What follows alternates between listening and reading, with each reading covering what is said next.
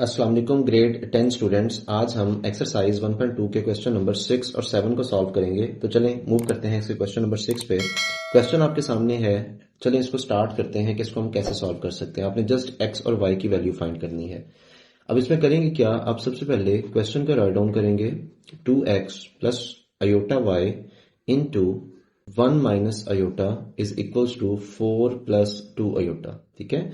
अब अगर आप देखें गौर से तो आप देखेंगे कि आपकी जो लेफ्ट हैंड साइड है यहां पर दो कॉम्प्लेक्स नंबर्स आपस में मल्टीप्लाई हो रहे हैं, तो हम सिंपली इनको मल्टीप्लाई कर देंगे। मतलब 2x जो है वो इस 1 माइनस अयोटा से मल्टीप्लाई होगा, इसी तरह से प्लस अयोटा वाई वो भी इस 1 माइनस अयोटा से मल्टीप्लाई हो जाएगा, और राइट साइड पे वही 4 plus 2 iota as it is रह जाएगा। उसके बाद 2x को अगर मैं 1 से मल्टीप्लाई करूंगा तो 2x आएगा, 2x को माइनस अयोटा से मल्टीप्लाई करेंगे तो माइनस 2x अयोटा आ जाएगा। इसी तरह से प्लस अयोटा y को 1 से मल्टीप्लाई करेंगे तो y अयोटा आ जाएगा, और प्लस अयोटा y को माइनस अयोटा से मल्टीप्लाई करेंगे तो प्लस माइनस माइनस अयोटा को अयोटा से मल्टीप्लाई करेंगे तो अयोटा स्क्वायर, और साथ y है तो y आ जाएगा is equal to 4 plus 2 iota. ठीक है। अब क्या करेंगे, 2x ये दोनों अयोटा वाले पार्ट हैं तो इसमें से हम अयोटा को कॉमन ले लेते हैं। आपके पास बाकी क्या रह जाएगा, माइनस 2x और प्लस y, ये आपके पास अंदर रह जाएगा। माइनस अयोटा स्क्वायर की वैल्यू हमें पता है वो -1 होती है, और साथ हम यहाँ पे y लिख देंगे is equal to 4 plus 2 iota. ठीक है। यहां पर अगर आप देखें तो ये 2x plus minus 2x plus Y into iota, और माइनस माइनस प्लस 1 को y से मल्टीप्लाई करेंगे तो y बन जाएगा। ठीक है। Is equal to 4 plus 2 iota. अगर आप लेफ्ट हैंड साइड पे देखें तो आपके पास दो रियल पार्ट हैं, एक 2x है और एक ये प्लस y है, तो हम इनको कंबाइन करके अलग से लिख लेते हैं, और जो इमेजिनरी पार्ट है उसको हम अलग से लिख लेते हैं। ठीक है। Is equal to 4 plus 2 aorta.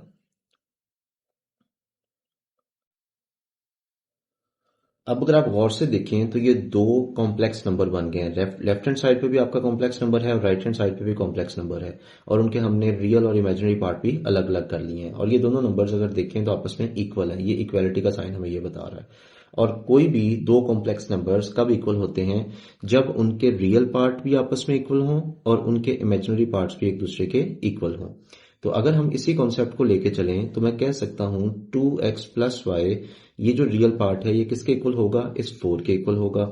इसी तरह से यहां पे माइनस 2x प्लस वाई जो इमेजिनरी पार्ट है वो इस वाले इमेजिनरी पार्ट के इक्वल होगा विच इज 2।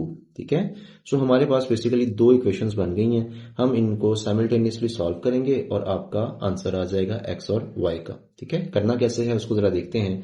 अगर मैं इस इक्वेशन में देखूं और यहां से मैं y की वैल्यू फाइंड करूं तो y की वैल्यू क्या आएगी, 4 ऑलरेडी राइट साइड पे है तो उसको एज इट इज लिख देंगे, और यहां से प्लस 2x जब उधर जाएगा तो ये माइनस 2x हो जाएगा। इसको इक्वेशन नंबर क्या देते हैं 1। ठीक है।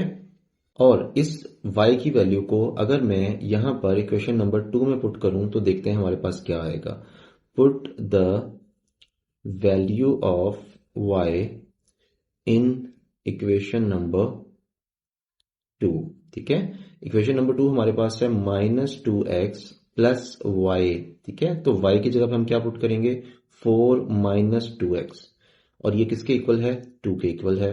तो -2x और -2x कितना हो जाएगा, -4x plus 4 is equal to 2।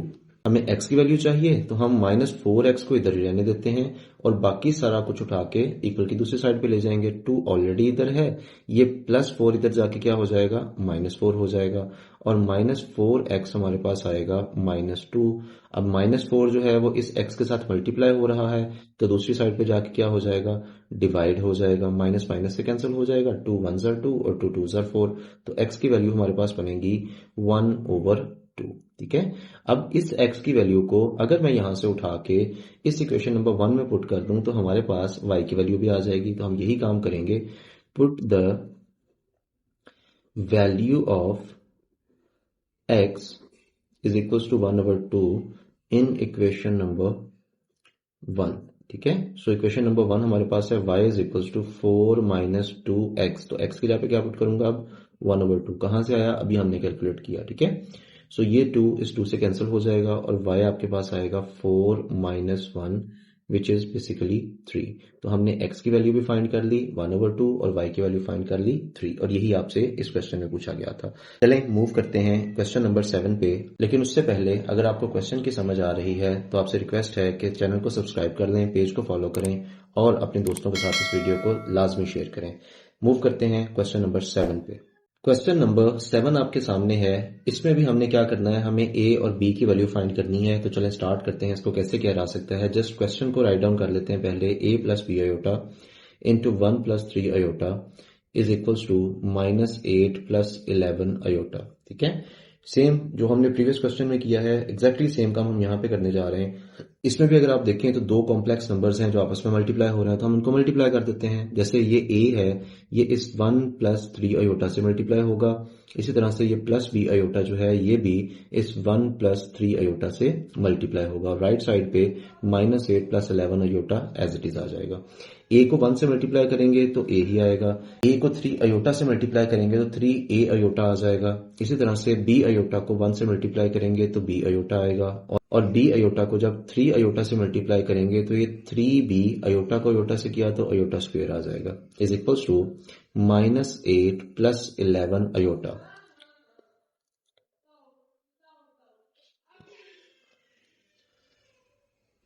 अब क्या करेंगे, इन दोनों में से अगर आप देखें तो अयोटा कॉमन आ रहा है, तो अयोटा को कॉमन ले लेते हैं और अंदर आपके पास बचेगा 3a प्लस b।